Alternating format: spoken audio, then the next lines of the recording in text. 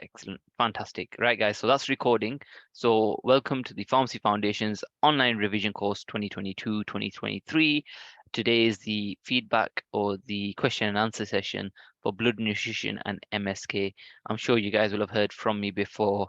I think specifically on the genitourinary immunity and malignancy topic, which was in November, I think now, as well as the cardiology topic that we covered in January.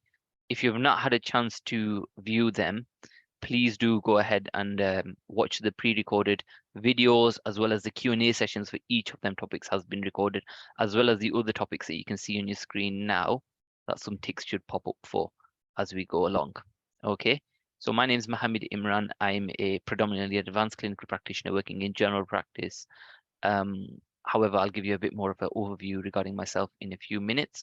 Let's go over some slides just for a bit of a company overview, because some of you might not have actually attended any Q&A sessions before, which is absolutely fine. I mean, if you only want to attend the Q&A sessions and not even any of the other webinars, it's absolutely fine. Not to worry, guys. And feel free to populate the questions in the chat as we're going through today's session. So then, in terms of Pharmacy Foundations, who are we? Well, we are aiming to help the development of pharmacists at all stages. So that's our undergraduate that you can see through work-based learning, um, placements, as well as clinical simulation and tuition. We've got our foundation year pharmacist support, which we've got in the WhatsApp group. Previously, I believe we used to be on Telegram, but it's predominantly on WhatsApp now. We've got an online division course, which you guys are kindly attending today. There'll be a mock exam available later on in the year. Calculations masterclasses will also be upcoming. We also do some postgraduate events, CPD opportunities, networking opportunities. There's a whole host of organizations and universities that we work with up and down the country, and you can see some of their logos on the slides now. So moving on then, so this is just a bit of an overview. So you can see on the left-hand side of the screen now, if you may have already seen this software before, it's called System 1. And this is when we do a clinical simulation for students in usually in third, fourth year of university, and even fifth year for some, I guess, if you're on the sandwich course. We also do advanced clinical examinations. You can see here, there's a chap, Atif, and one of the students there, he's having a nasal examination there. And we can see we were also teaching the cardiovascular chapter just next to it. There's hospital simulation through VR learning, which is very interesting and exciting. But with that, let's move on then, and just coming back to myself, really.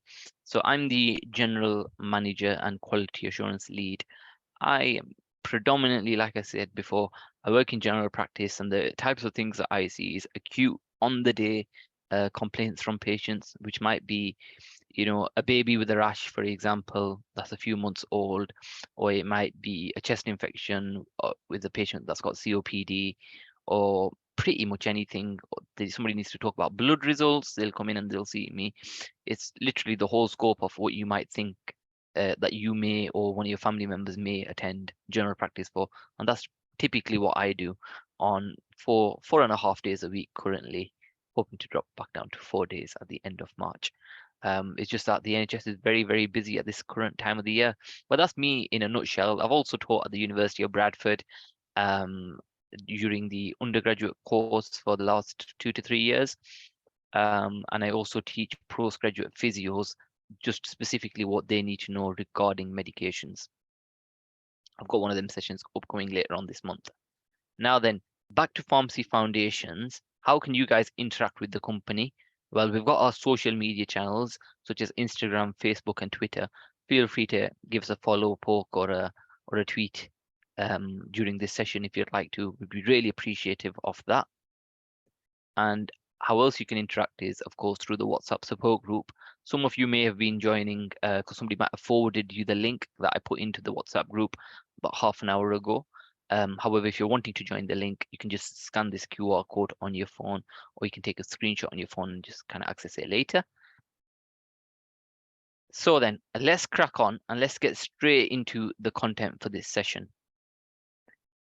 So in terms of the musculoskeletal blood and nutrition sessions, like I said, we released the pre-recorded videos a couple of weeks ago now. we covered the key differences between rheumatoid arthritis, osteoarthritis, the diagnostic testing, and long-term management during the sessions. We also covered the acute and long-term management of gout, as well as we had the discussion around the appropriate treatment options for MSK-related disorders. In terms of blood and nutrition, what we've covered previously is the different types of anemias and their management, the management of fluid and electrolyte disturbances, and as well as the causes for fluid and electrolyte disturbances, more specifically so in terms of what medicines cause what types of electrolyte disturbances. Of course, something quite poignant for your exam, isn't it? And finally, reducing the risk of neural tube defects in pregnancy, another thing that you can see as a bit of a hot topic for your registration assessment. And because these things are so important, I will cover them again slightly today. So in terms of the layout of this drop-in session, it's like the same, it's a very similar layout to all of our drop-in sessions, to be fair with you. You can use Slido to populate your questions. Or you can actually use the chat as well if you're wanting to, that shouldn't be a problem. I'm going to answer, I think one question was emailed in. I think it's relating to blood and nutrition. That's coming up in a couple of slides, so don't worry, whoever sent that question in, thank you for sending it in. I'll have a look at that for you. We will revisit some popular sections from each of the topics, as well as cover some bonus questions.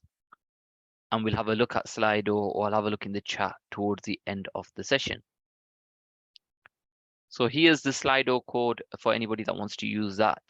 Alternatively, you can just pop it into the chat, your questions.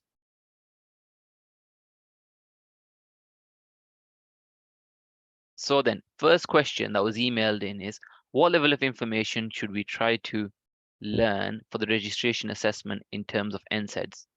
Very, very good question. Okay. So this question, I'm going to park to a side for a few slides to come because we've got a fantastic infographic. Okay. So usually when we do our sessions, we'll have a bunch of slides, and then adjacent to the slides, we'll have a bunch of infographics. Okay.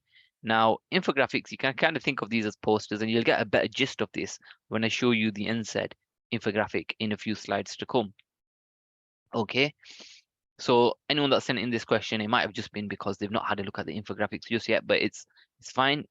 I think it's a very, very good question, because definitely NSAIDs is one of them things that is quite highly likely to come up in your exam, considering it's an OTC medicine in terms of ibuprofen, as well as there's a number of different prescribable NSAIDs, aren't there?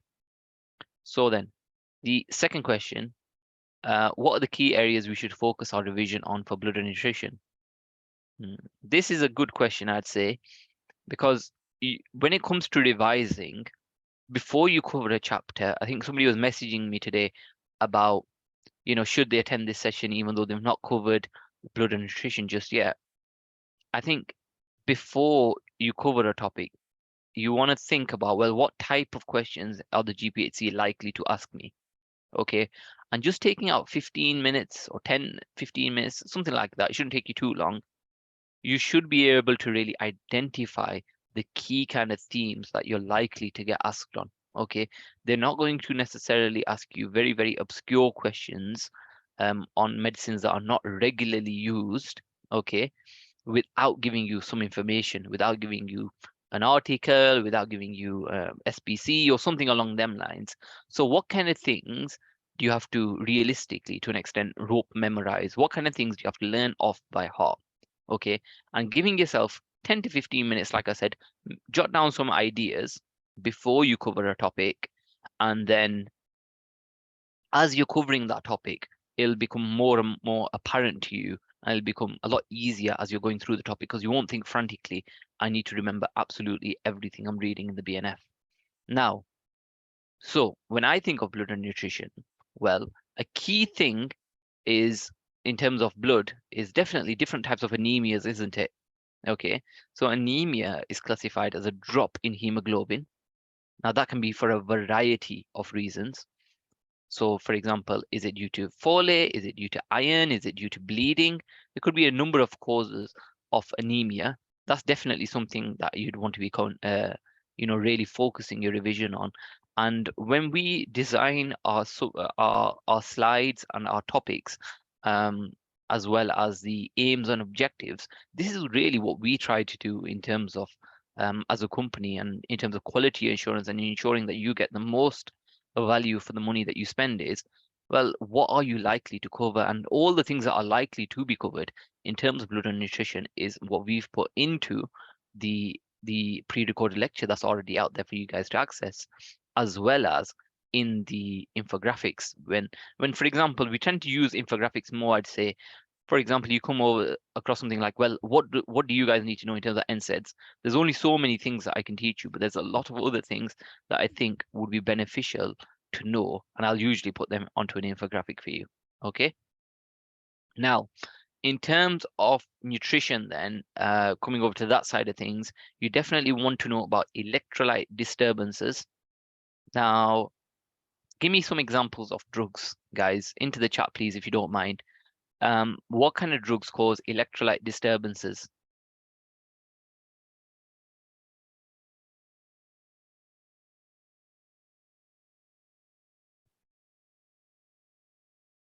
Any idea? Excellent. Fantastic.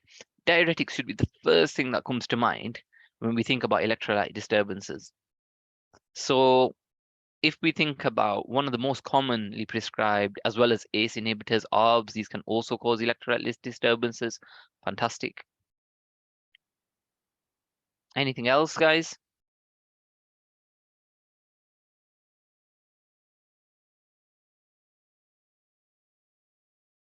How about if somebody takes Adcal? Surely that can cause some sort of electrolyte disturbance, right? Salbutamol can as well, yes. Usually very short-lived in terms of salbutamol side effect, thankfully. Metformin, definitely. What electrolyte does metformin alter?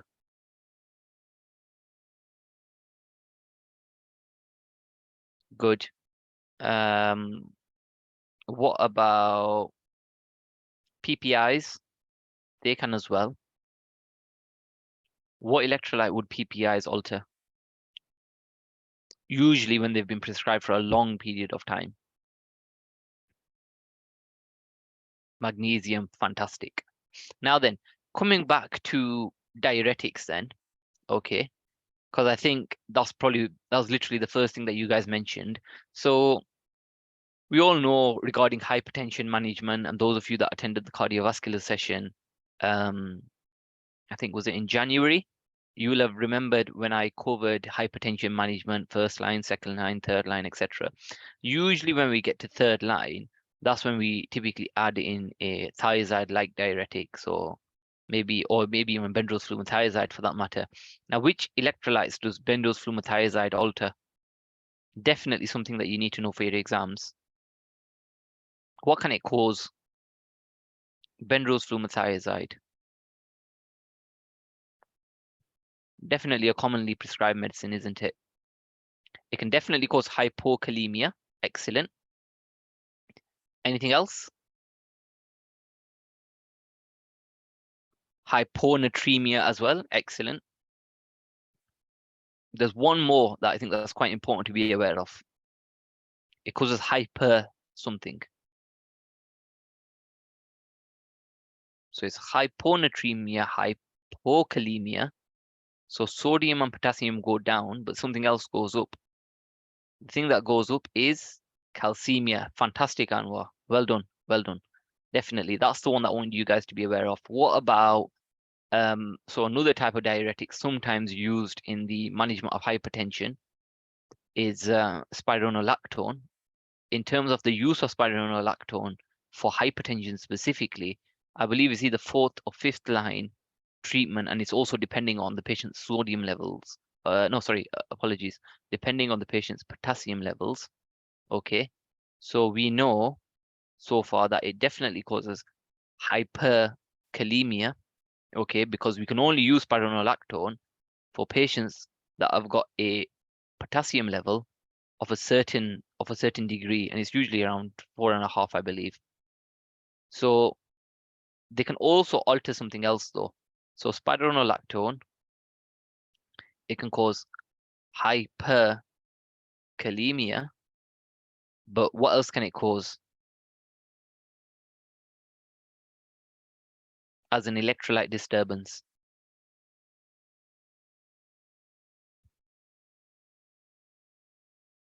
Any ideas?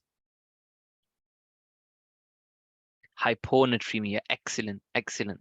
So the the way in which it works is very different, isn't it? Because you wouldn't think if something's causing hyperkalemia, well, is it also going to cause hypernatremia? No, the correct answer is hyponatremia. Okay, so what happens is it's part of its action obviously is on the sodium potassium pump by virtue of many side reactions, you could say. And what ends up basically happening is the potassium gets reabsorbed and therefore gets exchanged for the sodium, therefore leading to hyponatremia potentially, not necessarily with every single patient, but it is something to be wary of for your exam. It is something to monitor in general practice. Um, okay, so the last set of type of diuretics are we've covered thiazide and thiazide-like diuretics. We've covered aldosterone antagonists. The last one are loop diuretics. So that's things like furosemide, bumetanide, etc. Um, now, what kind of electrolyte disturbances would they cause?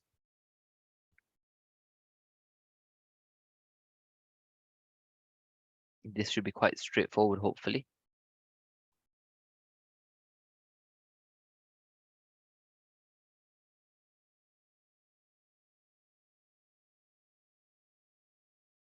Feel free to have a guess. Excellent. It is similar to thiazides, yes. However, the only thing is that they do not cause the hypercalcemia that thiazides do, right? So they can cause hypokalemia as well as hyponatremia. Okay, does that make sense? So moving forward then, right? So we've covered what kind of things you'd want to be aware of in terms of your exam. So benzoflumethiazide, hyponatremia, hypocalcemia, right? And then we've got the last one, which is hypercalcemia, so an increase in calcium. That's your benzoflumethiazide done. Then you've got your spironolactone. So spironolactone increases the amount of potassium reabsorbed, right? It's increasing the amount of potassium reabsorbed. Therefore, the amount of sodium is going to be less, therefore hyponatremia. That's your spironolactone and aldosterone antagonists. And then finally, we talked about loop diuretics, and these would cause hyponatremia, okay, and hypokalemia, so a decrease of both, okay? And you kind of want to be thinking, well, how are these electrolytes working and where are they working? And it'll hopefully make things a bit easier for you. Now then, so what are the key areas we should focus our revision on for blood and nutrition? Let's think about it a little bit deeper now, okay? Let's think about it. So far we've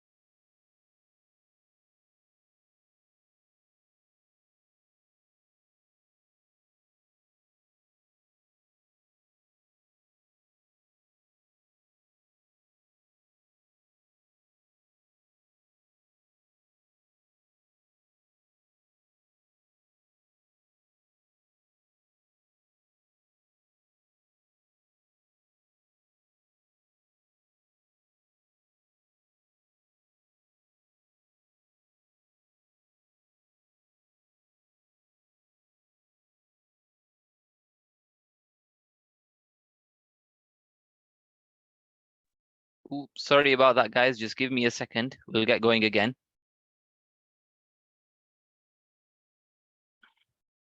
Sorry, there's a message in the chat. Why did I get prompted? Promoted. All right. Excellent. I'm glad somebody did get promoted. Otherwise, I think the recording would have stopped. Um, so that's good. Thank you for not ending the webinar for everyone whoever got promoted. Right then. So cool. We were discussing electrolyte disturbances, weren't we? Can you guys hear me okay? Let me just see. Can you hear me? Yes, you can hear me. Yes, no. Speak now or forever hold your peace. Awesome, you guys can hear me. Great. So we were talking about electrolyte disturbances. Um, so out of all the potential electrolyte disturbances, they're all important somewhat, but the most worrying one. So when I review bloods at the surgery, the thing that makes me pick up the phone straight away, okay, in terms of electrolyte disturbances, is if potassium goes up. I mean, if anything drops very, very significantly or goes up very, very significantly, um, we are worried and we're probably going to contact the patient straight away. But if something goes up and it's relatively mild, we'd kind of send reception a message, say, look, please repeat use the knees in a week. Just make sure the patient has drank enough and give some sort of advice alongside them lines. But the thing that makes me pick up the phone straight away is if somebody's potassium level goes up. Okay, that's something that makes me really worried as a practitioner.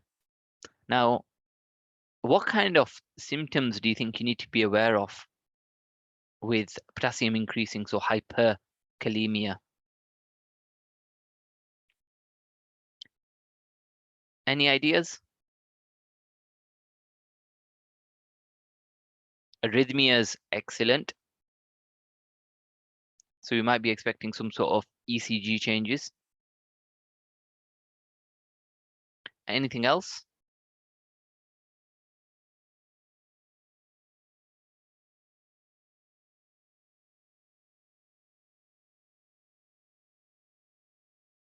Somebody might get some shortness of breath.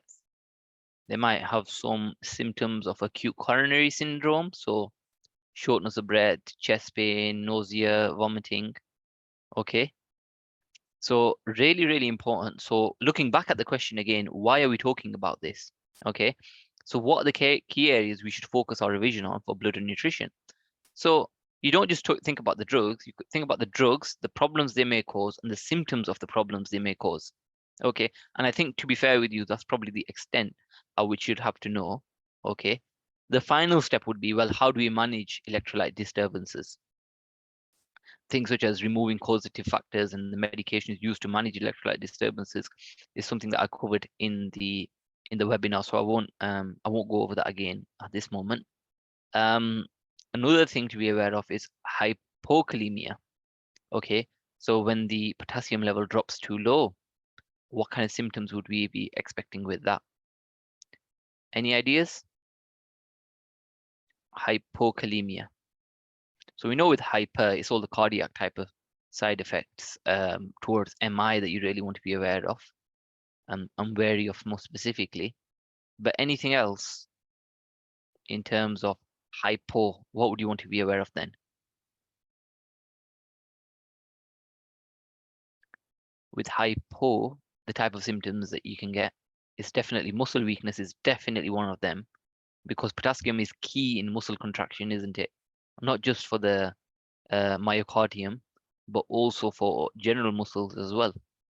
Okay, so if somebody comes to me with tiredness and malaise and they say, oh, look, it's been ongoing and I just feel generally weak and tired, definitely one of the blood tests that I'll probably be requesting is urea and electrolytes.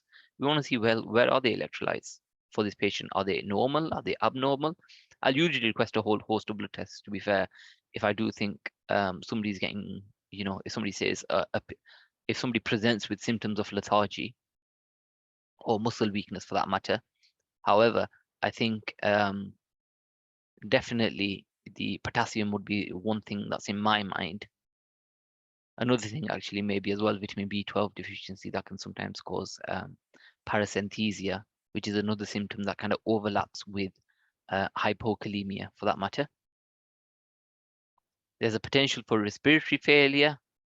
as well as constipation is sometimes a symptom as well of hypokalemia. Right then. So then, for anyone that didn't attend the webinar, let's give you a flavor of what kind of the kind of topics we covered and how we kind of cover them for anyone that's not already attended. And hopefully this will be a bit of a recap and give you some more opportunities to ask questions. So then, you are working in a general practice and the registrar asks you about the most appropriate management for the gout of Mr. S. He's a 47-year-old farmer who is currently suffering from an acute flare of gout symptoms. Let's see what he's taking then. So he's got amitriptyline, allopurinol, bisoprolol, lansoprazole, spironolactone, ramipril, and warfarin. So he has got a past medical history of AF, gout, GORD, hypertension, heart failure, and he's also got some neuropathic pain. It doesn't say what his neuropathic pain is being caused by, but let's assume it's managed at the moment by the looks of his amitriptyline that he's taking. So, in terms of his acute flare of gout, what options do we have just in general for the management of acute flares of gout?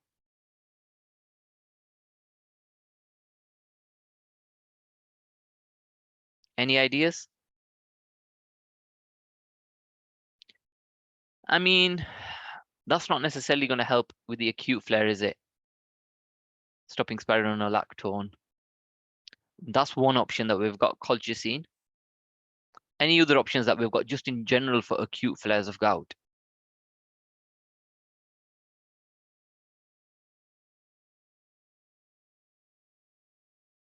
We've got NSAIDs, yep. Anything else? So somebody's messaged me allopurinol. Would we use allopurinol to manage an acute flare of gout? And somebody said no. Why not?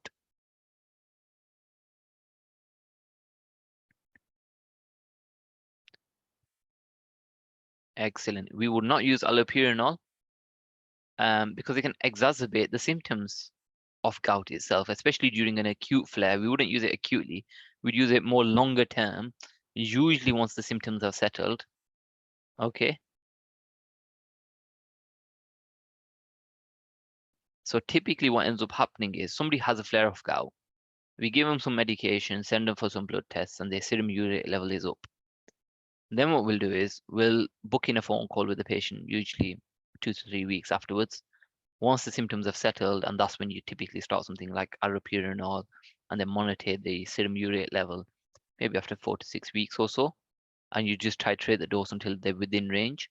Once they start allopurinol, if they have a flare of gout symptoms during the period after they've actually started the allopurinol, you might actually end up starting an NSAID alongside, or colchicine, or something along them lines. Now, the only option that I could think of that you guys haven't mentioned in terms of management of acute flares of gout is you could give oral prednisolone potentially. So oral steroids, they could potentially be used if the other medicines are contraindicated. And final option, which is a very rare occurrence, I would say, would be a corticosteroid injection. Now then, so let's have a look at my model answer for this guy then. How about this chap? Easy. Let's have a look at the question, then we'll come back. So what's the most appropriate treatment to help manage the acute flare of gout for Mr. S?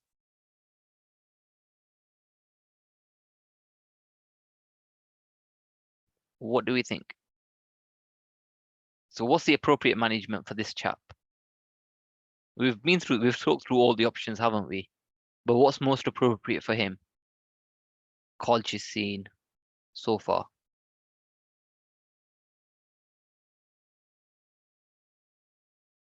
Any other options? Are we saying colchicine is the one and we have no other options for him?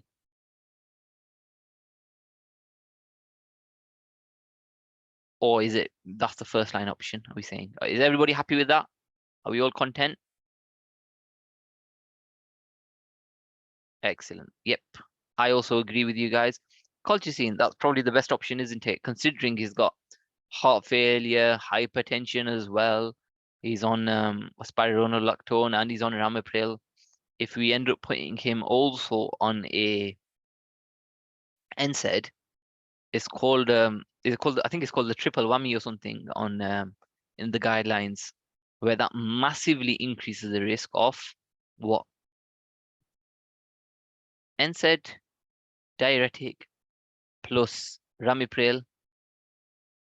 These three medications increase the risk of what? AKI. Fantastic. In terms of the bleeding risk, we've of course got the patient on warfarin, haven't we? So that's already, that alongside with an NSAID probably isn't an advisable option for this patient, is it? Also, an NSAID would also be contraindicated considering that he's got heart failure. Now tell me guys, what's the dose for the colchicine that we've all agreed to give? So the registrar's there, he's in front of you, he's saying, look, cool, you want me to give him colchicine, but what dose shall I put down?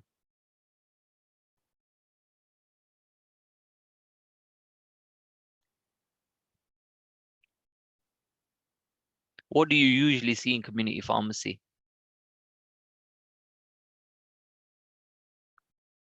Or what do you usually see prescribed if elsewhere, if you are based elsewhere? So yeah, 500 micrograms 2 to 4 times daily for up to 4 days. Well, the maximum dose per course, I think, is it 6 grams? Um, it's 6 milligrams, isn't it, per course? So provide that you don't go over that, you're fine. So somebody else has messaged 500 micrograms twice daily for 3 days. That's fine. You might obviously, if it's 500 micrograms daily, and you're giving that twice a day, you've just given 3 milligrams, which might be fine for some patients. It just depends. It's fine to start on the lower end and then try to up if you need. Or if the patient's symptoms are significant, then you might actually just go with, actually, let's just give 500 micrograms 4 times daily. And then we'll just do it up to the patient's had it for 3 to 4 days usually. Does that make sense? So some things are clinical decisions, but for what's really, really important for you guys to be aware of for your exams is that the usual dosing is around 6 milligrams per course, and that courses shouldn't be repeated, I think, for 3 days, I believe. So if somebody gets a flare and then they get another flare. Cool. Let's move on then. So that was the first question. And we've talked about him being contraindicated in terms of his NSAID and colchicine, and we've talked about the dosing of the colchicine, so that's great. Now, what about, this is another thing that's really, really important actually, and something that I'm quite passionate about is self-care advice. Because the best person to look after your health is probably yourself in terms of the lifestyle modifications that we can suggest to patients. Okay. Now, what kind of acute advice could you give to somebody during a flare of gout?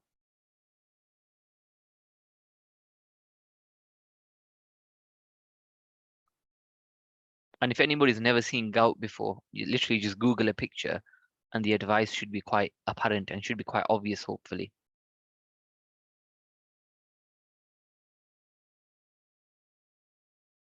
Mm, avoid purine-rich foods.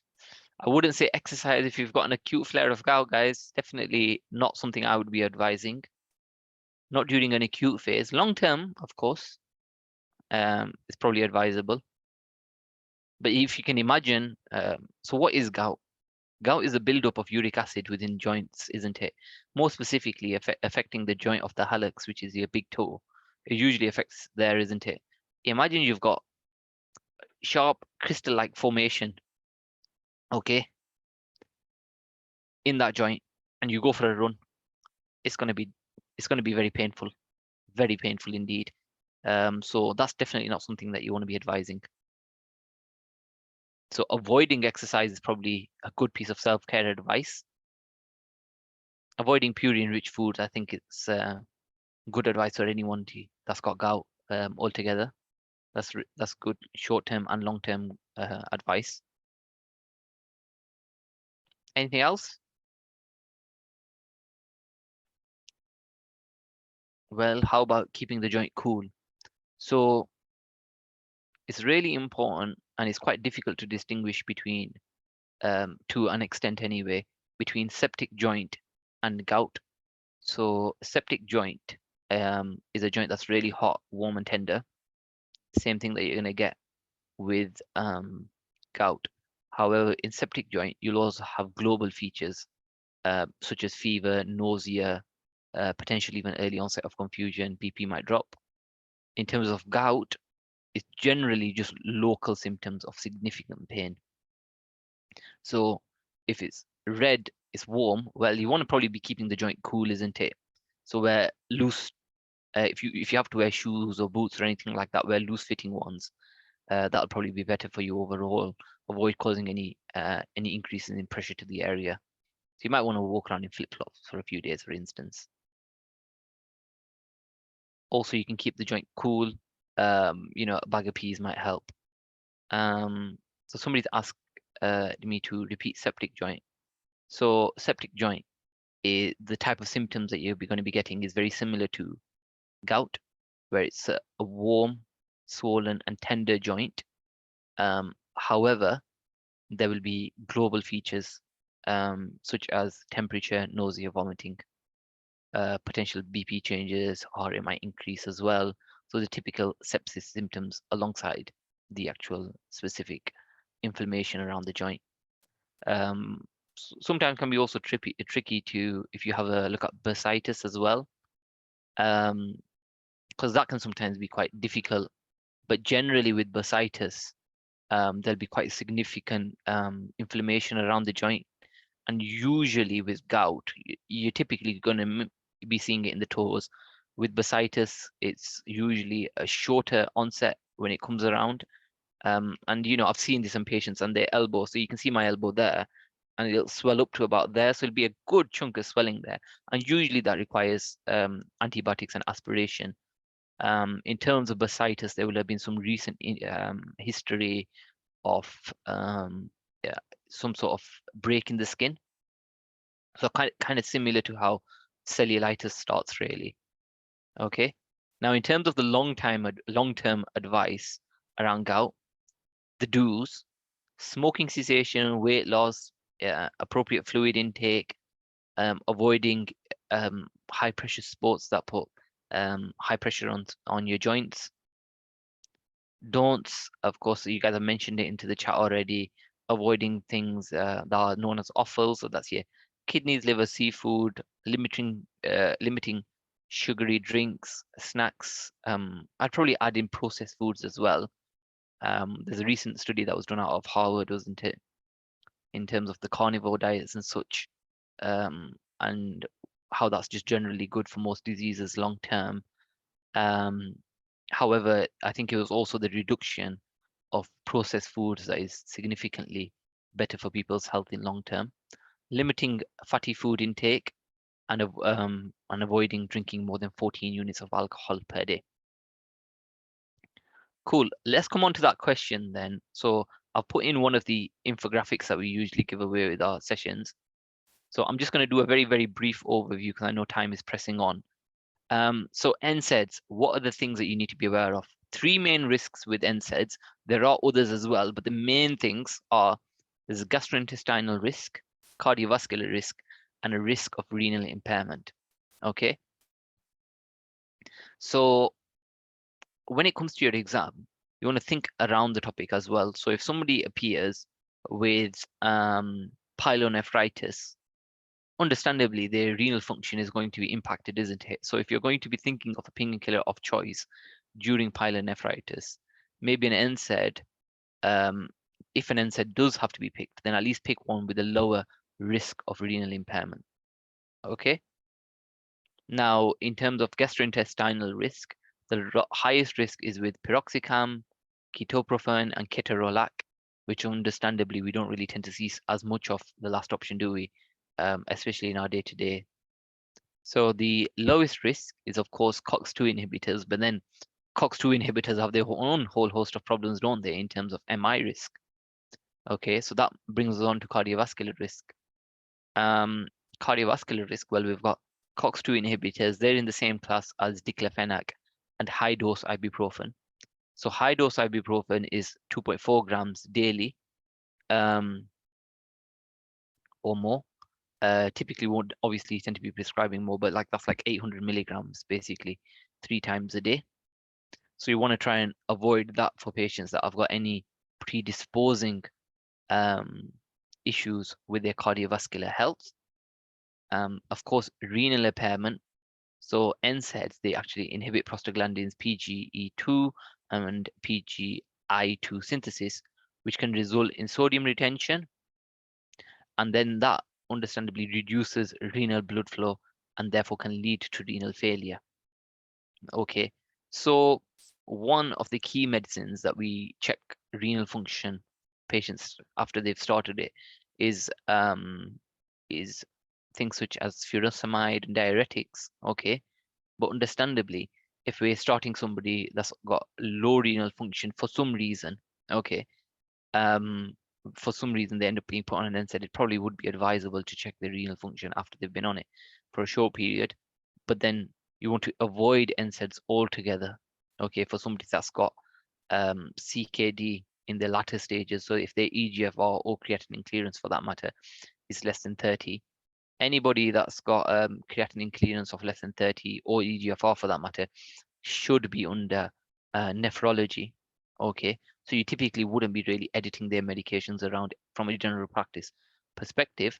However, when it comes to your exam, make sure you keep an eye out for these risk factors. Okay, if somebody's had a previous upper GI ulceration, if they've got heart failure, or if like I covered in the cardiovascular session, or if they've got angina, um, or any acute coronary syndrome type condition, really, you probably want to be avoiding NSAIDs, as well as with renal impairment, as mentioned.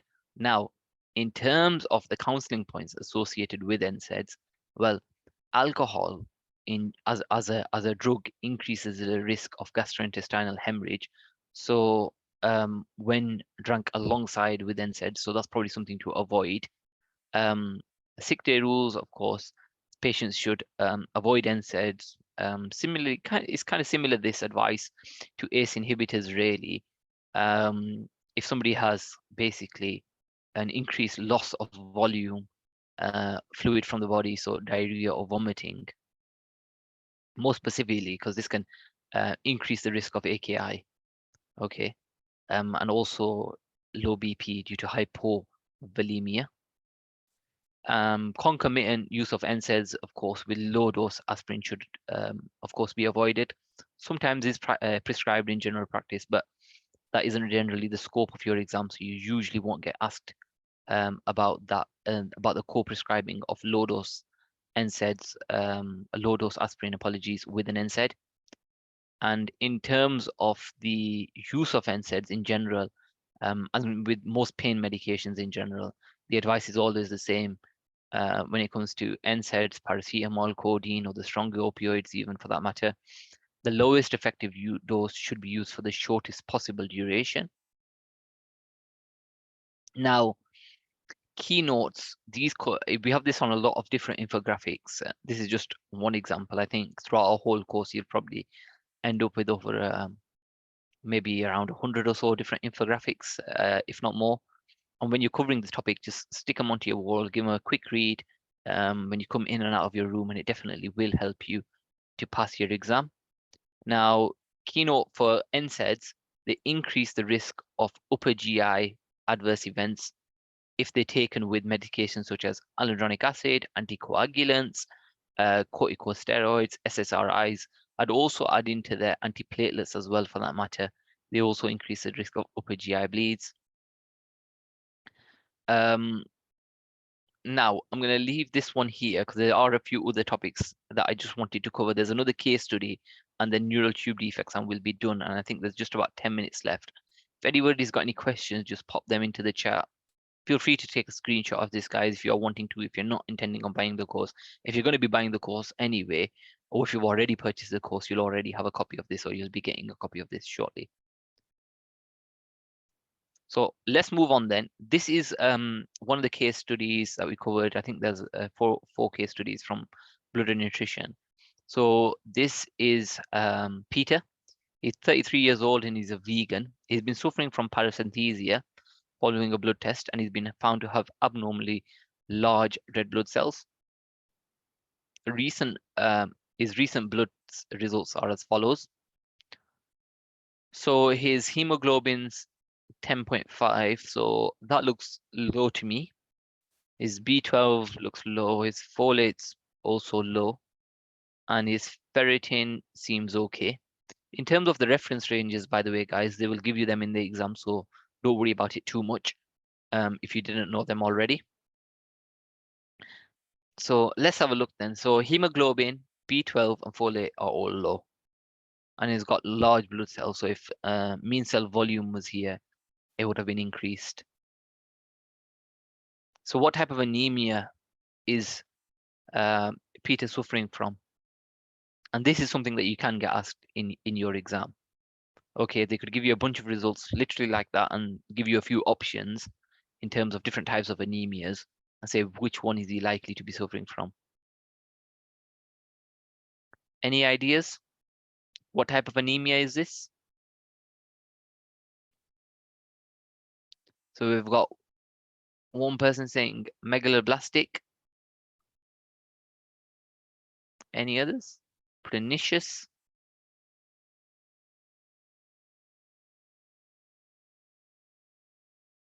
Okay, at least nobody said iron deficiency because his iron levels were fine, weren't they?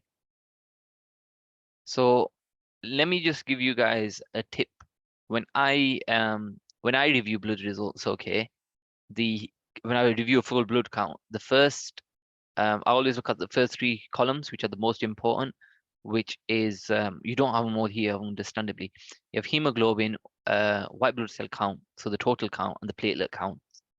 If something's abnormal there, then I look elsewhere. So here, hemoglobin's low, so then you look at B12, folate, ferritin. Are they a cause of hemoglobin being low? And in this case, it is. And this type of anemia is called megaloblastic anemia. Okay. Now, what factors or medication can cause this deficiency? Any ideas?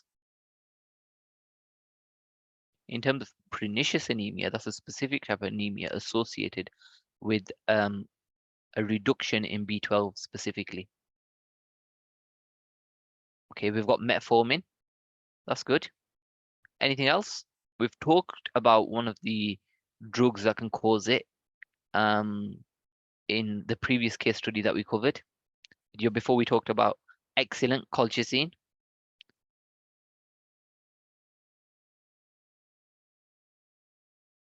Anything else?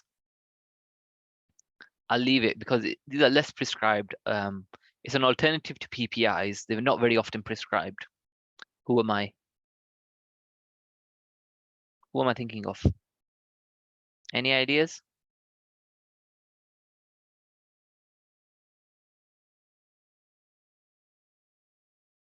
Alternative to PPIs. So PPIs are used for reflux symptoms generally. H2 receptor antagonist. Excellent. Fantastic. Ranitidine is a good example. Very infrequently prescribed now, isn't it? Generally tend to see famotidine. So in terms of his B12 deficiency, of course, could be pernicious anemia. He's got a vegan diet, I believe, was in the history of this case. So that's definitely something for you to be aware of.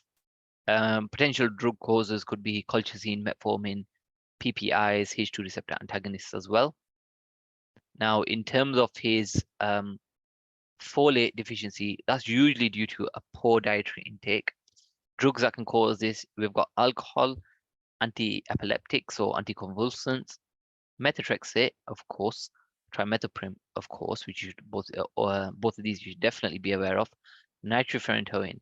as well as being pregnant, because that increases your folate requirements, doesn't it? And we'll talk about folic acid and its use during pregnancy in a few slides to come.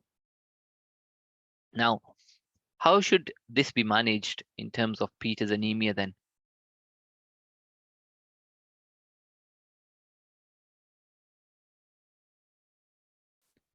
How would we manage Peter's megaloblastic anemia?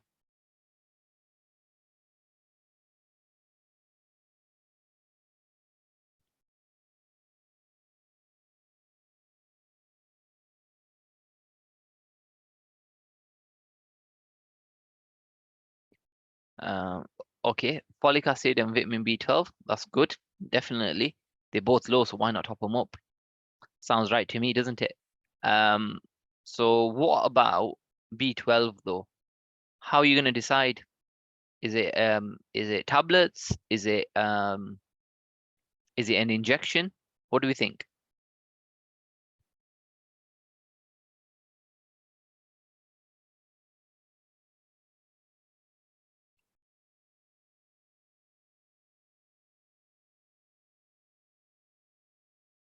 We would have to do further testing, right? So in terms of B12, the patients have injections if they do not have intrinsic factor. Okay, if somebody doesn't produce intrinsic factor, then they won't be able to absorb vitamin B12. Therefore, it leads to pernicious anemia. That's pernicious anemia in a nutshell. Okay, so therefore these patients have to have injections. Usually they have a loading dose, and then after that they'll have 3 monthly injections typically. In terms of folate, then, how long is the treatment period with folic acid? Is it a week, a month, 2 months, 3 months, 4 months? Because this is another question that you can get asked. Not quite. So the correct answer is 4 months. Okay. When you think of iron deficiency anemia, that's 3 months. Okay. Um, Usually treatment is for 3 months after the iron levels have gone back to normal per se. With a folate, it's for 4 months. Okay. Okay. So hopefully that makes sense. So let's move on then to a question regarding neural tube defects, like I said, and we'll round off the session. Hopefully I've answered all the questions as we've been going about. So I know I've cut into the normal Q&A time, but hopefully you guys don't mind, because I think I've answered the questions as we've been going along. So here we've got Laura, who is 24 years old. She's 2 weeks pregnant, and a midwife has asked her to purchase folic acid from a pharmacy because she is at high risk of developing neural tube defects. Which one of the following conditions would require folic acid 5 milligrams to be taken to be continued throughout pregnancy?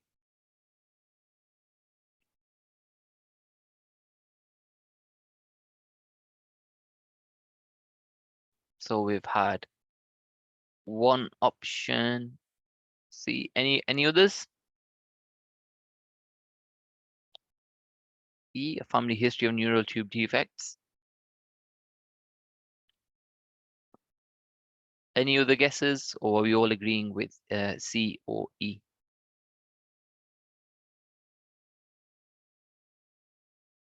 Okay, excellent. The correct answer is C. Um, Now the midwife asked her to purchase this over the counter. Will Laura be able to purchase this over the counter? Yes, no, no, she will not, right?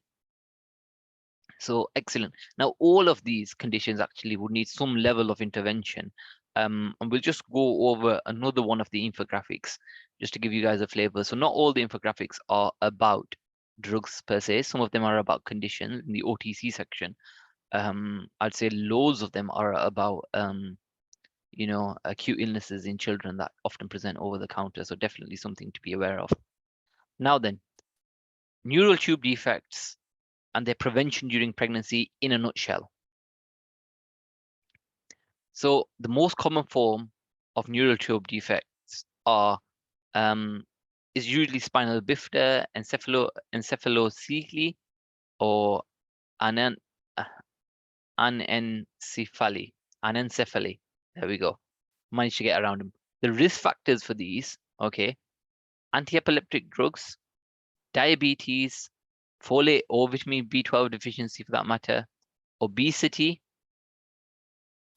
and smoking, all these increase the risk of neural tube defects. So understandably, getting somebody that is obese to lose weight prior to pregnancy is very advisable, as well as quitting smoking, as well as correcting any abnormalities in terms of folate, B12, controlling patients' diabetes. In terms of anti-epileptics, of course, we want to be ensuring that patients are not on a very specific anti-epileptic if possible. Which anti-epileptic am I thinking of in terms of neural tube defects? Comes in a purple box, usually, from what I remember from community pharmacy many years ago. Epilim, excellent. Drug inside it's called sodium valproate. Okay, so folic acid is for all women, okay, that have normal risk. So they should take 400 micrograms daily before conception. So that's when they start planning to become pregnant, once they're pregnant, and continue it till around week 12 of pregnancy. You can obviously get this over the counter. You can you can purchase it from pretty much anywhere. I'm pretty sure you can buy this from Home Bargains. If you can buy it from Home Bargains, you can get it from anywhere. Okay, that's your folic acid, 400 micrograms. As you guys very correctly mentioned, 5 milligram dose. That's something that you would have to buy. That's something you would have to be prescribed. Apologies.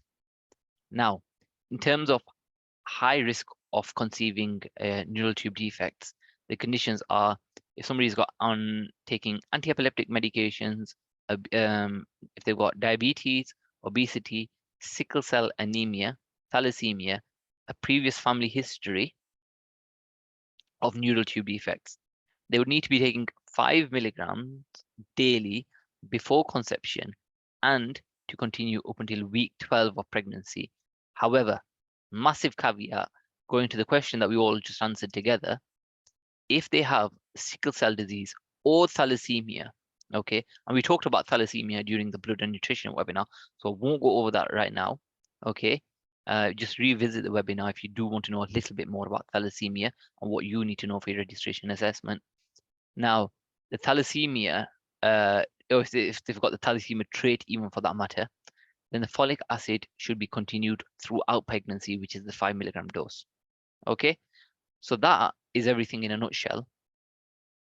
Hopefully that makes sense, and hopefully if there is a question on folic acid during the exam, you'll think of this slide and you'll think of me, and hopefully you'll know the right answer. Okay, any questions regarding this? And any questions in general? In fact, it is 2 o'clock in a minute, so we are gonna end because I think there are not any questions in the chat. But feel free to throw them in if you want to, and I'll answer them quickly as this animation is playing. It's been a pleasure. Thank you everybody for joining. There's not any questions in the chat, so let's crack on with our Sundays and put our feet up, I think. Hopefully that was useful. I genuinely do wish you all the very best of luck. I've not got any other sessions planned personally for the rest of the year, but you know, very, very qualified colleagues upcoming. I think Atif's doing the next one. Then Sheba, who is a secondary care pharmacist, she is doing skin, eyes, and ENT, I believe, in April. And then we've got infections, and then we've got law and ethics also coming up, as well as exam prep. So there's lots and lots of things coming up. And even if you just attend the webinars that are free, hopefully you're finding them useful. It's absolutely fine with me. If you've not started revising yet, or if you've just started revising and you feel like your revision needs a bit of a boost, you definitely do sign up for the course. I'm not just saying this because there's some sort of income associated with it. It's genuinely not about that. It's just to give yourself the best opportunity and the best chance to pass the registration assessment. You're very welcome, everybody in the chat. Hopefully you guys have a great weekend ahead, and yet again, good luck for the registration assessment. If you don't hear from me again till after the exam, hopefully you all will have passed and you'll have a great career ahead. Take care, guys. Have a good weekend. Bye now.